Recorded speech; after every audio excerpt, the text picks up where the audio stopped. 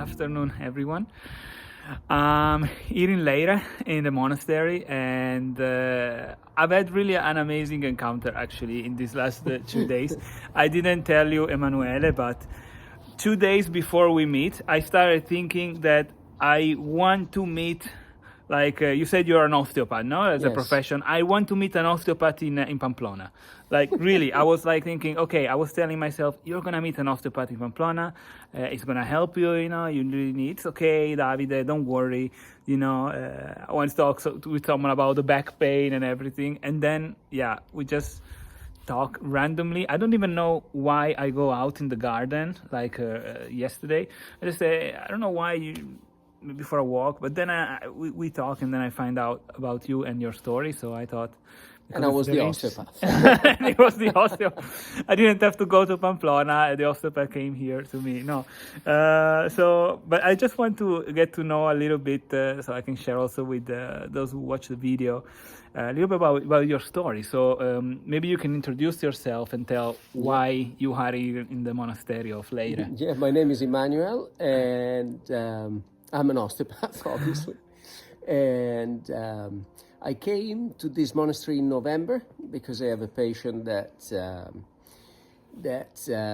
comes here maybe twice a year to clean herself. And she suggested that I might give a call. And as soon as I found out that you could actually basically come and live with the monks, I thought, whoa, man, that sounds really cool. I'm gonna have to do that. So I came in November. The experience was profound, I would say. I only stayed for 3 days or 4 days, but I really came back with some interesting changes. And so we're in February now. So a few months later, I felt that it was time to come back. Yeah. And the place is very peaceful. This place is over 1,000-year-old, so you can really tell the energy here is different. Yeah. And very conducive to spiritual work. So if you're looking into introspective work, there's a lot of silence here. You can start to look inside instead of being bombarded by the outside. So I find it very useful, especially in my line of work. Sometimes there is some sensitivities that you need to work on, and I think places like this are very powerful for that kind of work. This place is also on the pilgrimage, on the Camino de Santiago, and I was doing that this summer, and I was told I would be back on the pilgrimage before I know it. And technically in November I was already back. Exactly, without knowing. Yeah. So it was a sign already that it was time to come to this place I didn't know existed. Yeah. And but the pilgrimage always brings you some very interesting insights. Yeah. Yeah, and what one more question is about the Camino itself, since I am going now on another Camino. I will be back on the Camino Frances, right? So, and I have already some experience on Caminos, of course, but maybe there is also people who are new to the Camino. You also said that you were, for instance, in August, and you saw a lot of people that were like on Camino, but they thought they were just going for a hike, right, or trekking. So what would you say to someone to prepare themselves like mentally when they're going on a Camino? Like what kind of like a mindset they need to go? I think possibly the best thing to do is to come with an open mind and very little expectations, because whatever you think you're going to find is going to be something else. Something else.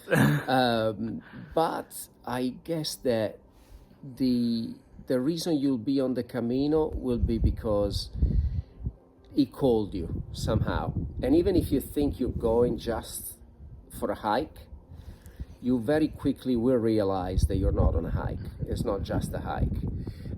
Surely I've done my first pilgrimage, I did it in 2006. Then I did it again in 2008. And then this year was the first time since 2008.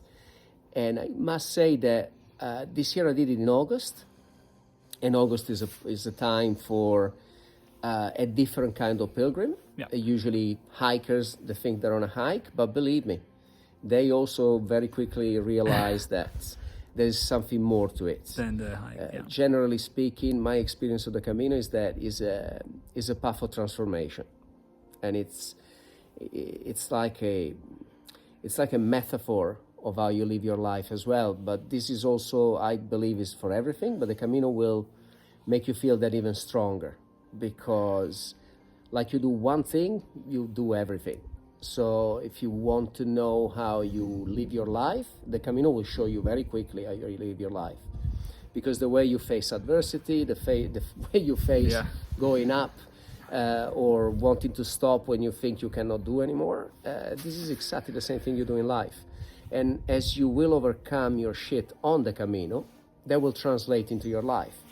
So it becomes a transformation experience. They're very transformational for most people to do it. Yeah, yeah. And that was my experience. Every time I did it, something has changed.